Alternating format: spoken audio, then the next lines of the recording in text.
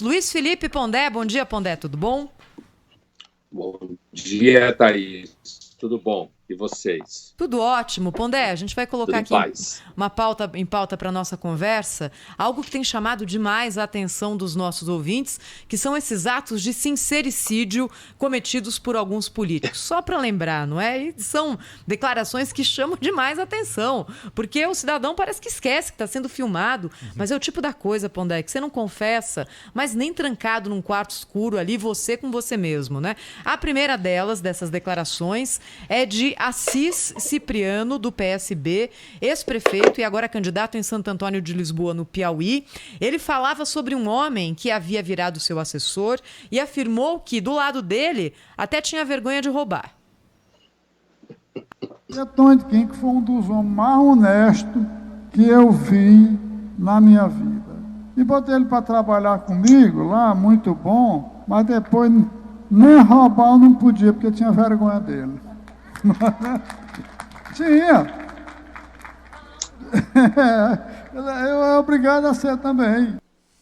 E, para lembrar o nosso ouvinte também, teve o caso do ex-prefeito de Cocal, também no Piauí, José Maria Monção, que disse que quando era prefeito da cidade, não roubava tanto quanto o gestor atual. Eu fui prefeito 3 vezes, eu sei o sofrimento, mas também não roubei o tanto que esse aí roubou não, tá entendendo? Esse é descarado, esse tá afundando o Cocal. Pondé, as pessoas estão perdendo a vergonha, Pondé. Bom dia, Thaís. Bom dia, Pedro. Bom dia. Bom dia a todos. Olha, eu não sei se algum dia tiveram muita vergonha, né? Porque acho que tem vários fatores aí em jogo.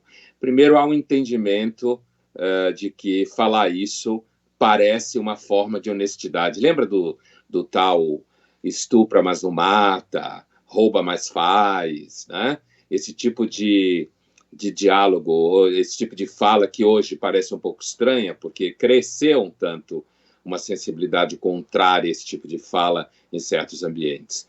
Mas em outros não, continua sendo uma coisa que é considerada, tipo assim, olha, é até simpático, ele confessa que rouba, mas ele rouba menos. É como roubar fosse uma métrica óbvia, na condição de prefeito, por exemplo, que eles eram, né, ou são, seria uma condição óbvia, e, portanto, você tem aquele que rouba mais, tem aquele que rouba menos e rouba e dá para pobre.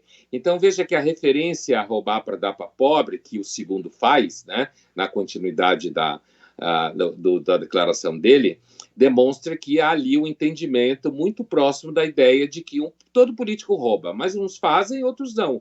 Uns roubam e dão para pobre, outros roubam e mandam, sei lá, para um paraíso fiscal qualquer. Então, acho que o que nos chama atenção agora é porque esse tipo de fala nos parece brega, nos parece antiga, nos parece ultrapassada, dentro de um espaço público que andou um pouco na direção de estranhar e não aceitar esse tipo de comentário. Agora, que é óbvio que é um escândalo, do ponto de vista mais básico de qualquer métrica de ética pública, é um escândalo, né?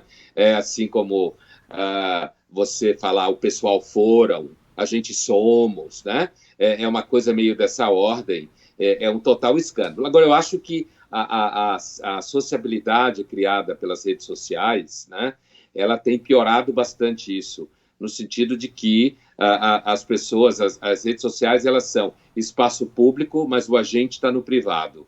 Então, isso acaba criando uma espécie assim, de costume, de hábito, em achar que, no final das contas, você está sempre dentro da sua bolha, dentro da sua comunidade. Mas eu suspeito que eles falaram isso, um pouco de desatenção, né?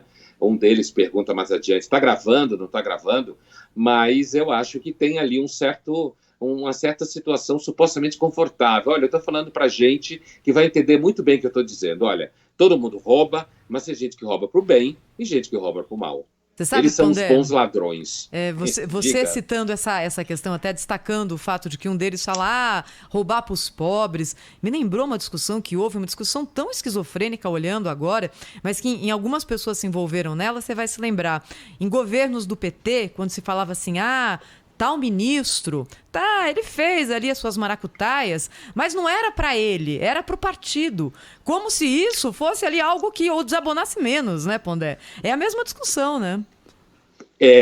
A diferença é que nessa fala é uma espécie assim de roubo caritativo, né? E na fala do PT é um roubo ideológico para a construção do partido e um certo centralismo democrático que se falava na época do comunismo soviético. Mas eu lembro muito bem que era uma espécie de argumento que, na realidade, o que criava era uma espécie de político corrupto com metafísica ideológica, mas ladrão do mesmo jeito. Mas o importante do que você lembrou, Thaís, é que, na época, isso era trazido à tona como argumento de validade política. Isso, exatamente. Né? Isso é que era gritante, era uma coisa justificada.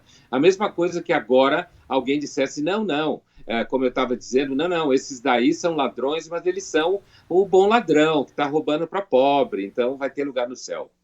É o mesmo tipo de escândalo. Outro fenômeno que eu observo nesses áudios aí, viu, Pondé, que já foi destacado aqui, é o povo batendo palma, né? O povo não tá nem aí pro que o cara tá falando lá, não tá prestando a menor atenção. O sujeito acaba de falar dependendo da entonação e aí vem aquela salva de palmas, né, no fim ali. E o sujeito, nesse caso aí, tá falando que roubou menos, mas roubou também, né? A própria população tá aplaudindo o sujeito.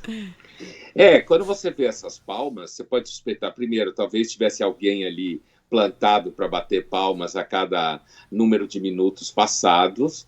Há um treino de pessoas ali que vão a esses eventos. Tem gente que é meio profissional de alugar assim, né? De assistir, bater palma e reagir a determinadas entonações que são verdadeiras marcas para as pessoas saberem que é a hora de bater palma, né? Como funciona em programa de auditório, né? Levanta a placa, aplausos, né? Para as pessoas baterem palmas. Agora, ao mesmo tempo, eu acho bem possível que um bando daquelas pessoas ali não estava nem prestando atenção no que ele fala, não estava nem atento a isso. E outros também acham que foi uma piada legal, sabe? Tipo assim, olha, eu roubo, mas eu roubei menos. Esse cara aí está afundando a Cocal. Quer dizer, nessa hora, palmas. Quer dizer, olha, esse safado aí, esse cabra safado, que é prefeito atualmente, esse está roubando demais. Eu roubei só um pouquinho e foi para ajudar pobre, né? Então, isso significa que eu sou mais legal que o outro. E parte da população considera isso razoável. Aqui em São Paulo não tinha gente que considerava o Maluf razoável, porque ele era alguém que roubava, mas todo mundo roubava, mas ele roubava e fazia, enquanto que o PT roubava e era incompetente. Da mesma forma que o outro raciocínio também ligado a isso, Pondé, é em investigações de rachadinha, né? Quando você fala, olha, todo mundo fazia. Na Assembleia do Rio de Janeiro, Legislativa, todo mundo fazia. Como se isso também fosse ali uma espécie de justificativa ou de argumento que torna a atitude menos grave do que se ela fosse cometida isoladamente. A gente tem tantos argumentos que são colocados aqui ao longo do tempo que mostram que essa história mensalão, né? de que mensalão foi a mesma coisa, né? Exatamente. De que mensalão, a sociedade não suporta mais a corrupção. Mentira. Tem muita prática ainda que é vista com absoluta normalidade, né? A corrupção faz parte do contrato social entre o público e o privado no país. Ela faz parte, ela é sociológica, ela é estrutural, né?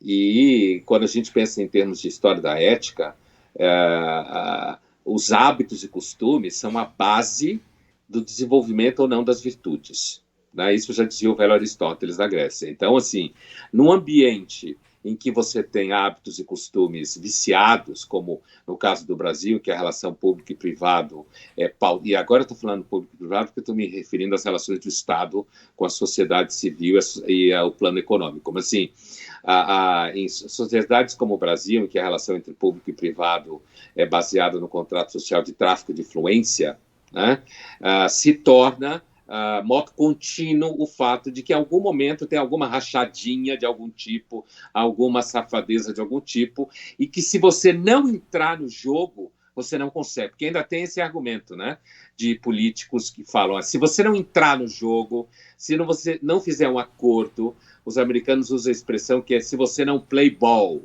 né? Se você não entrar no jogo do beisebol, quer dizer, se você não souber as regras, você não consegue realizar o que você quer. Porque é necessário, então, distribuir uma parte da influência mediada por grana Tipo assim, olha, o cara é até legal, você ouve até frase assim, não, o cara, ele era corrupto, mas era gente boa. Né? Essa frase assim, era corrupto, mas é gente boa. E aí aparece uma coisa de análise de caráter muito interessante, que é o seguinte: o corrupto normalmente é gente boa no plano das relações superficiais. É o cara que conhece todo mundo, é o cara que é simpático, é o cara que sabe falar a frase que as pessoas querem ouvir, o elogio que elas querem ouvir. Então, do ponto de vista das simpatias, às vezes um caráter não tão simpático, não tão bonachão, pode ser um caráter mais confiável. E é claro que eu não estou dizendo que todo mundo que é antipático é legal, né? A gente tem que chamar atenção, porque hoje, quando os conteúdos caem em redes sociais, a interpretação é muito literal, né?